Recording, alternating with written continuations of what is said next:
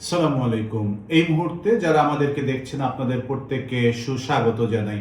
আপনারা অনেকে অবগত আছেন কোম্পানি আইন সম্পর্কে আমরা দীর্ঘদিন কথা বলেছি। মাঝখানে একটু বিরতি ছিল। এখন আপনাদের অনেকের পরামর্শ, মতামত বা রিকোয়েস্টের ভিত্তিতে আমরা সিদ্ধান্ত গ্রহণ করেছি। আমরা মাঝে মাঝেই কোম্পানি আইন নিয়ে আবারও আপনাদের সামনে কথা বলার চেষ্টা করব। এরই অংশ হিসেবে আজকে আমরা একটি গুরুত্বপূর্ণ বিষয় নিয়ে কথা বলতে চাই। সেটি হচ্ছে কোম্পানির শেয়ার ক্যাপিটাল রিডাকশন। কোম্পানির শেয়ার হোল্ডারগণ শেয়ার সাবস্ক্রিপশনের বিনিময়ে যে টাকা কোম্পানিকে পরিশোধ করেন সেটি হচ্ছে কোম্পানির শেয়ার ক্যাপিটাল। এই শেয়ার ক্যাপিটাল প্রাথমিকভাবে কোম্পানির আর্থিক সক্ষমতা এটি ইন্ডিকেট করে, অর্থাৎ শেয়ার হোল্ডারগণ শেয়ার সাবস্ক্রিপশন করেছেন, বিনিময়ে কোম্পানিকে কত টাকা পরিশোধ করেছেন। এখন এই কখনো কখনো শেয়ার ক্যাপিটাল কমানোর প্রয়োজনীয়তা দেখা দেয়। একটু বুঝে নেই শুরুতেই যে যদি কোম্পানি তার ক্যাপিটাল বৃদ্ধি করে, অর্থাৎ নতুন শেয়ার অ্যালটমেন্ট করার বিনিময়ে কোম্পানির ক্যাপিটাল বৃদ্ধি করে, তাহলে কোম্পানির আর্থিক সক্ষমতা বৃদ্ধি পায়। কোম্পানির নিকট যারা পাওনাদার রয়েছেন, কোম্পানির যারা ক্রেডিটর রয়েছেন, তাদের খুশি হওয়ার যথেষ্ট কারণ রয়েছে, কারণ কোম্পানি ঋণ পরিশোধের ক্যাপাসিটি তাহলে আরো বেড়ে গেল। তাহলে কোম্পানি যদি তার paid up capital, share capital এটি বৃদ্ধি করে, তাহলে কারোর আপসেট হওয়ার আপাত দৃষ্টিতে কোনো কারণ থাকে না, বিশেষ করে ক্রেডিটরদের। এখন কোম্পানি যদি তার শেয়ার ক্যাপিটাল কমিয়ে ফেলে, অর্থাৎ শেয়ার যা রয়েছে সেটি যদি আরো কমিয়ে ফেলে, তাহলে স্বাভাবিকভাবে কোম্পানির ক্যাপাসিটি, ঋণ পরিশোধের ক্যাপাসিটি, কোম্পানির আর্থিক সক্ষমতা এটি হ্রাস পায়। তাহলে কোম্পানির আর্থিক সক্ষমতা হ্রাস পেলে ঝুঁকিতে পড়েন কোম্পানির ক্রেডিটরগণ।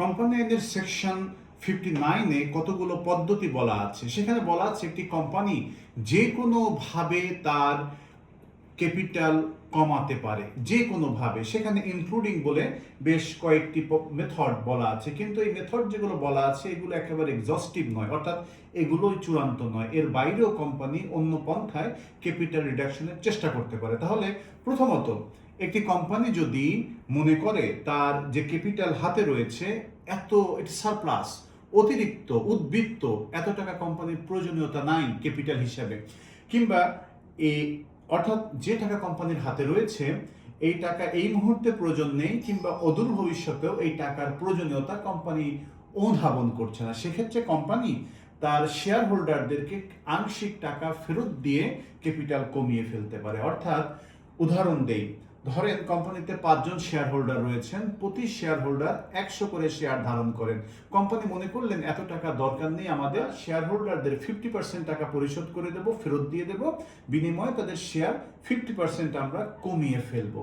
তাহলে এটি হচ্ছে প্রথম পদ্ধতি, যে কোম্পানির সারপ্লাস টাকা রয়েছে, উদ্বৃত্ত অর্থ রয়েছে, যেটি কোম্পানির এই মুহূর্তে কোনো প্রয়োজন নাই, অদূর ভবিষ্যতে ইনভেস্ট করার প্রয়োজনীয়তা দেখা দিবে না, এরকম ক্ষেত্রে কোম্পানি শেয়ার হোল্ডারদেরকে টাকা ফেরত দেওয়ার মাধ্যমে তার ক্যাপিটাল রিডাকশন করতে পারে। এখন কথা হলো, এই যে শেয়ার হোল্ডারদেরকে টাকা ফেরত দিয়ে দেওয়া, এটা কি যদি আমি ফেরত দিতে চাই সমস্ত শেয়ার হোল্ডারদেরকে কি সমানভাবে টাকা ফেরত দিতে হবে, নাকি আমি যদি সিলেক্টিভ ওয়েতে করতে চাই সেটিও করা যাবে? অর্থাৎ আমি যদি শেয়ার হোল্ডারদেরকে টাকা ফেরত দিতে চাই, তাহলে কি সবাইকেই সমানভাবে টাকা ফেরত দিতে হবে, নাকি আমি যদি মনে করি যে আমি 3 জনের ক্যাপিটাল কমাবো, 5 জনের শেয়ার ক্যাপিটাল কমাবো, সেটিও অনুমোদিত?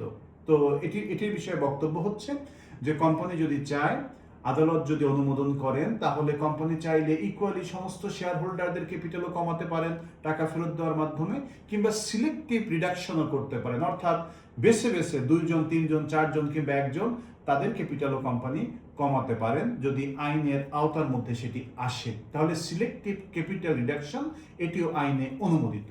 দ্বিতীয়ত, একজন শেয়ার হোল্ডার কোম্পানির শেয়ার সাবস্ক্রাইব করার বিনিময়ে যে লায়াবিলিটি ইনকার করেছেন কোম্পানির প্রতি, এই লায়াবিলিটিও ক্যাপিটাল রিডাকশনের মাধ্যমে কমিয়ে নিয়ে আসা যায়। উদাহরণ হিসেবে বলি, একটি কোম্পানি ফরমেশনের সময় একজন শেয়ার হোল্ডার উনি 5 লক্ষ শেয়ার সাবস্ক্রাইব করলেন, প্রতি শেয়ারের মূল্য 100 টাকা, অর্থাৎ 5 লক্ষ শেয়ার অর্জনের বিনিময়ে তাকে কোম্পানিকে পরিশোধ করতে হবে 5 কোটি টাকা। সাবসিকুয়েন্টলি এই শেয়ারটি এই মূল্য উনি এখনো পরিশোধ করেননি, কিন্তু এটি কোম্পানির অপরিশোধিত মূলধন। উনি যদি আংশিক মূল্য পরিশোধ করে থাকেন, তাহলে এই শেয়ারগুলো হচ্ছে পার্টলি পেড শেয়ার। অর্থাৎ উনি এখনো টাকা পরিশোধ না করলে ওনার লায়াবিলিটি সৃষ্টি হয়ে গিয়েছে এবং কোম্পানির ক্যাপিটালের ভেতরে এটি অপরিশোধিত ক্যাপিটাল কিংবা পার্টলি পেড ক্যাপিটাল হিসেবে দেখানো আছে। এখন সাবসিকুয়েন্টলি ওনার মনে হলো যে আমি এই 5 কোটি টাকা পরিশোধ করতে পারবো না, কিংবা আমি 5 কোটি টাকা পরিশোধ করব না, আমি এটি আরো কম পরিশোধ করব। কত করব? আমি 5 লক্ষ পরিশোধ করব টাকা।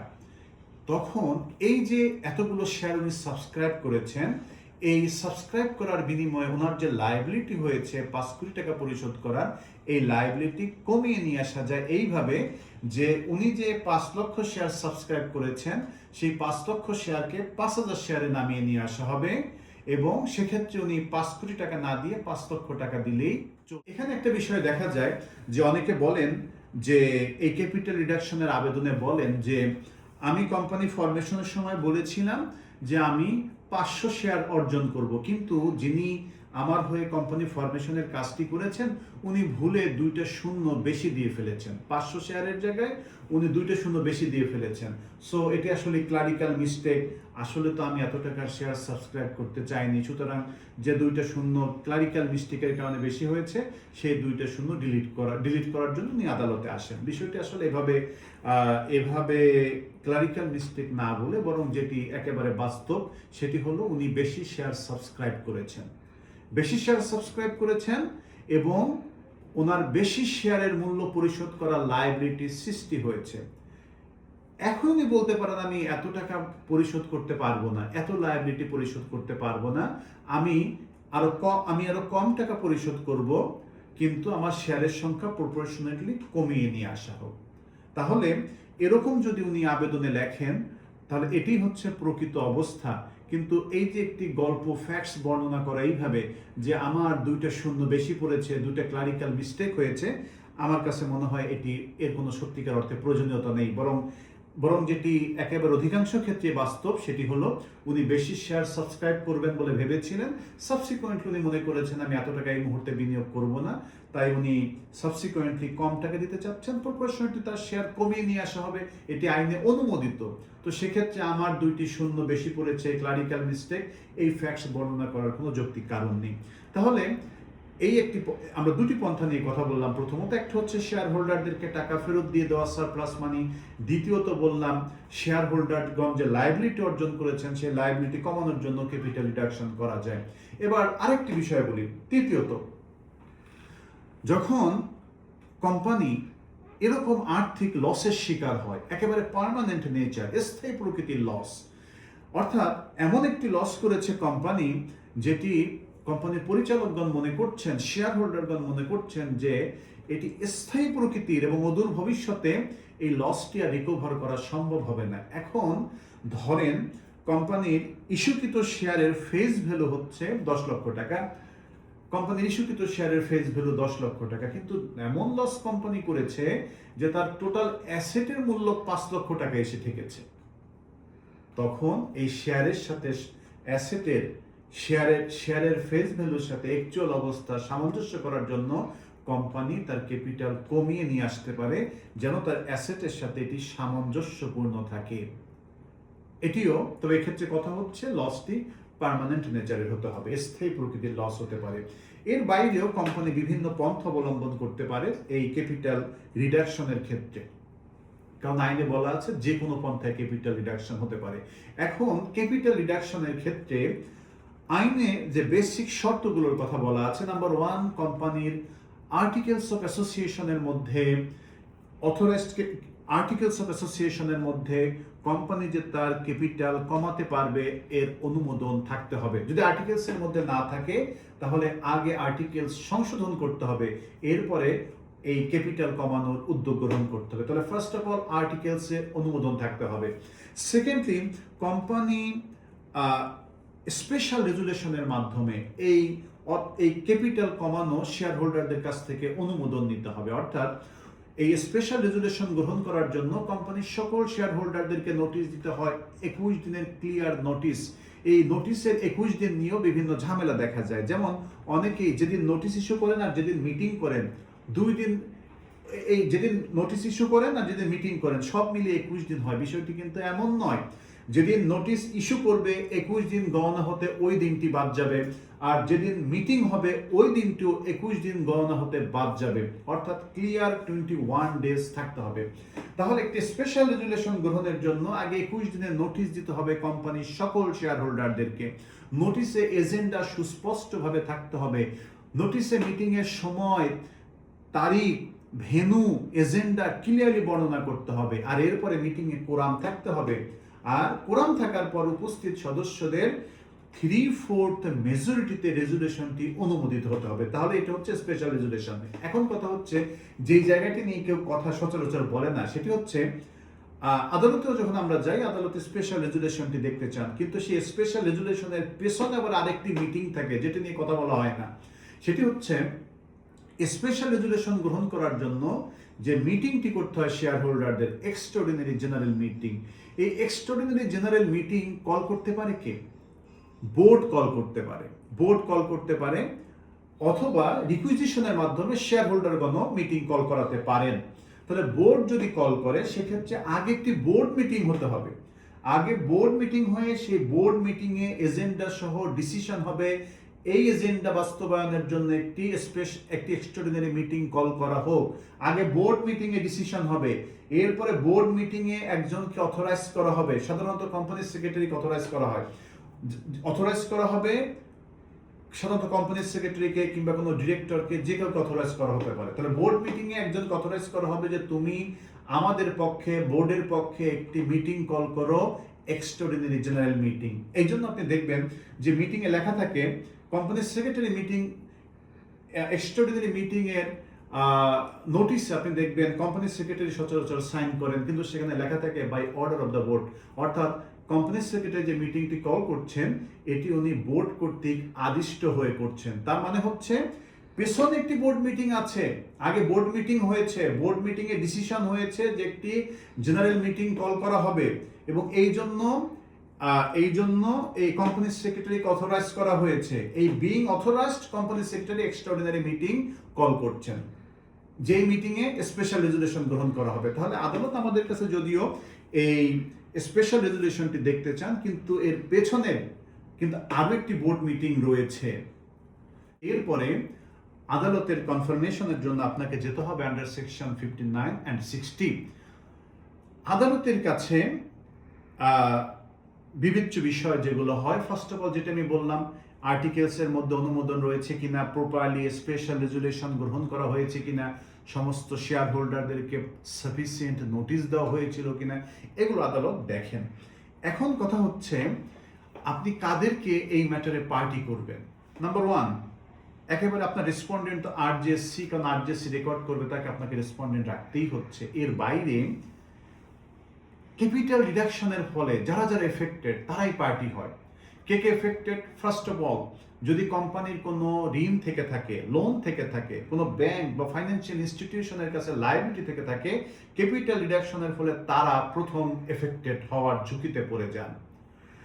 তাই ক্যাপিটাল রিডাকশনের অনুমোদনের আবেদনের মধ্যে আপনাকে শুরুতেই লিখতে হবে যে আপনার কোনো লোন লায়াবিলিটি আছে কিনা কোনো ব্যাংকের কাছে, কোনো ফাইন্যান্সিয়াল ইনস্টিটিউশনের কাছে।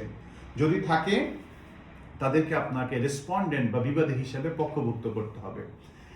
এখন যদি না থাকে তাহলে আপনি স্টেটমেন্ট করবেন যে আমার এই কোম্পানিতে কোনো ব্যাংক বা ফাইন্যান্সিয়াল ইনস্টিটিউশনের কোনো, এদের প্রতি আমাদের কোনো লায়াবিলিটি নেই। এখন কথা হচ্ছে যে বাংলাদেশ ব্যাংকে পার্টি করতে হবে কিনা, এই প্রশ্নটি অনেকে দেখি ইদানিং এই বিষয়টি সামনে আসছে। এখানে আইনের ফিলোসফিটি বুঝতে হবে। আইন যে বিষয়টি এখানে নিশ্চিত করতে চায় যে তাদেরকে আপনি পক্ষভুক্ত করবেন যারা এখানে এফেক্টেড হবে। তো যদি আপনার ক্রেডিটর থেকে থাকে ব্যাংক বা ফাইন্যান্সিয়াল ইনস্টিটিউশন, তাদেরকে পক্ষভুক্ত করবেন। যদি না থাকে, আপনি বলবেন যে আমার এখানে কোনো ক্রেডিটর নেই। তখন প্রশ্ন আসে, তাহলে আপনার এই যে বক্তব্য যে আমার কোনো ব্যাংক বা ফাইন্যান্সিয়াল ইনস্টিটিউশনের কাছে আমার কোনো লায়াবিলিটি নেই, এটি যাচাই করার পদ্ধতি কি? আদালত কি করে স্যাটিসফাই হবেন? আপনার এই স্টেটমেন্ট দেখিয়ে যেহেতু আপনি এফিডেভিট করে বলছেন, আদালত এতেই সন্তুষ্ট হতে পারেন যদি উপযুক্ত মনে করেন। অথবা যাচাইয়ের জন্য আদালত যেটি একটি হতে পারে, কোম্পানির অডিটেড অ্যাকাউন্টস দেখতে পারেন। যদি আপনার কোনো লোন লায়াবিলিটি থেকে থাকে তাহলে অডিটেড অ্যাকাউন্টসের মধ্যে এটি পাওয়া যাবে।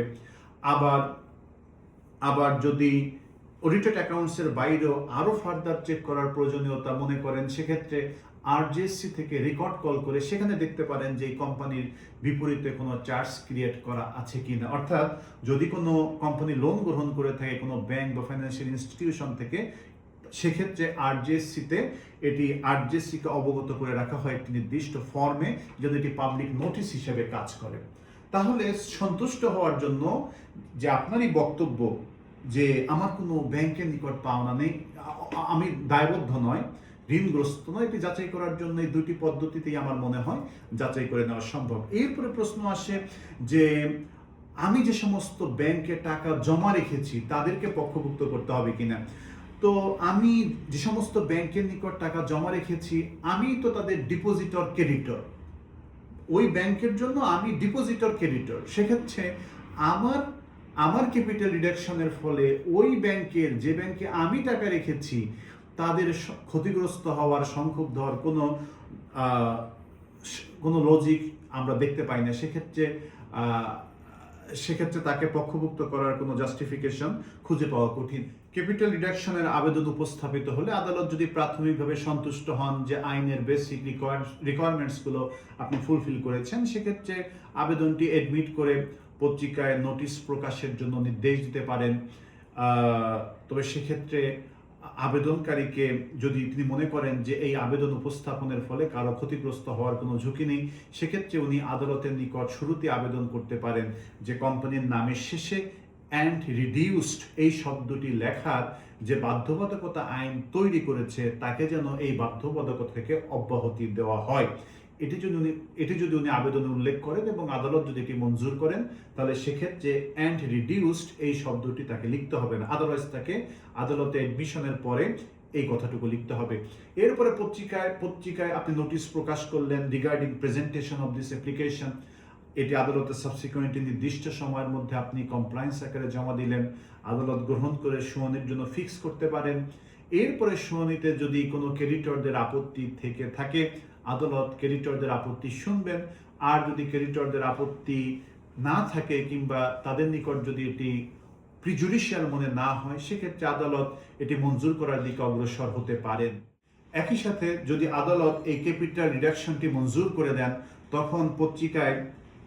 তখন এই বিষয়টি আদালত যে মঞ্জুর করেছেন এই বিষয়টি ফার্দার পত্রিকায় নোটিফিকেশন প্রচারের জন্য পিটিশনারকে, আবেদনকারীকে নির্দেশ দিতে পারেন এবং একই সাথে কোনো একটি চ্যারিটেবল প্রতিষ্ঠানকে ডোনেশন দেওয়ার জন্য নির্দেশ দিতে পারেন। তবে সেক্ষেত্রে আবারও এই জাজমেন্ট হয়ে যাওয়ার পর কোম্পানিকে একটি নির্দিষ্ট সময়ের জন্য আদালত বলতে পারেন নামের শেষে অ্যান্ড রিডিউসড এই কথাটুকু লেখার জন্য।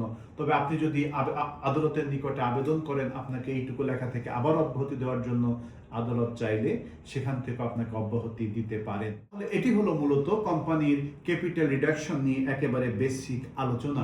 এখন কথা হলো যে তিনজন ব্যক্তির সমন্বয়ে গঠিত একটি private limited company, private limited কোম্পানিতে কমপক্ষে দুজন শেয়ার হোল্ডার থাকতেই হয়, দুজন পরিচালক থাকতেই হয়। তিনজন ব্যক্তির সমন্বয়ে গঠিত একটি কোম্পানি, সেখানে যদি দুজন ব্যক্তির ক্যাপিটাল একেবারে জিরো করে ফেলার আবেদন উপস্থাপন করা হয়, অর্থাৎ তিনজন ব্যক্তির সমন্বয়ে গঠিত কোম্পানি স্পেশাল রেজুলেশন করে ডিসিশন নিল যে একেবারে দুজনের সম্পূর্ণ বিনিয়োগের টাকা তারা ফেরত দিয়ে দেবে, তাহলে কোম্পানিতে বাকি থাকে কয়জন? একজন শেয়ার হোল্ডার বাকি থাকেন। তখন প্রশ্ন হলো এই ধরনের স্কিম আদালত অনুমোদন করতে পারেন কিনা।